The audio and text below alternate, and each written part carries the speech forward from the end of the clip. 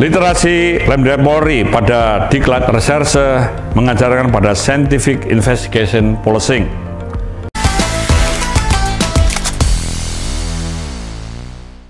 Pada konteks ini kita berkaitan dengan bagaimana penyidikan, penyelidikan, penegakan hukum yang merupakan bagian dari pembuktian. Hukum adalah ikon peradaban dan keadilan. Karena ini polisi di dalam menegakkan hukum juga menekankan keadilan. Dalam menegakkan hukum, polisi ini pada proses penyidikan adalah sebagai penyidik yang membuktikan. Dalam proses pembuktikan, baik makro dan mikro evidence diperlukan basis pada pengetahuan. Jadi pada Scientific Investigation Policing ini menjadi sangat penting, menjadi penentu bagaimana kepercayaan, bagaimana pembangunan peradaban, bagaimana hukum bisa ditegakkan. Di era VUCA tentu permasalahan sangat kompleks dan terus berkembang. Polisi tidak hanya sebatas menangani masalah-masalah yang berkaitan dengan kejahatan konvensional, tapi pada contemporary kriminal ini juga sangat penting untuk bisa ditangani.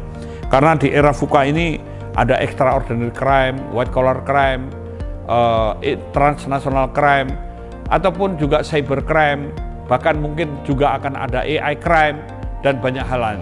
Nah, ini bisa dilakukan oleh orang-orang yang pandai, orang ahli, orang yang tidak sendiri, para hacker misalnya, para buzzer, dan juga hal-hal lain yang mengganggu keteraturan sosial. Nah, pada ini polisi bagaimana menegakkan hukum ini menjadi simbol peradaban, bagaimana polisi di dalam keutamaannya menyelesaikan konflik secara beradab, mencegah agar jangan terjadi konflik yang lebih luas, melindungi korban dan para pencari keadilan, membangun budaya patuh hukum, ada kepastian dan edukasi. Jadi proses penyidikan ini bukan sekedar pro justisia, tapi ada unsur pencegahan, ada unsur peningkatan, ada unsur pembangunan, dan ada juga unsur-unsur lainnya yang berkaitan dengan bagaimana tetap terjaganya keamanan dan rasa aman. Maka dalam proses penegakan hukum, pendekatannya bisa dilihat secara filosofis, geopolitik dan geostrategis, sosiologis, globalisasi, modernitas, manajerial dan operasional, pelayanan kepada publik, dan secara yuridis. Hal tersebut dibangun dalam berbagai sistem sehingga proses penegakan hukum ada bukti atau didukung alat bukti, dan pembuktian inilah yang memerlukan ilmu pengetahuan. Di samping itu sebagai alat bukti meminimalisir sekecil mungkin adanya kesempatan terjadinya penyimpangan hingga penyalahgunaan kewenangan.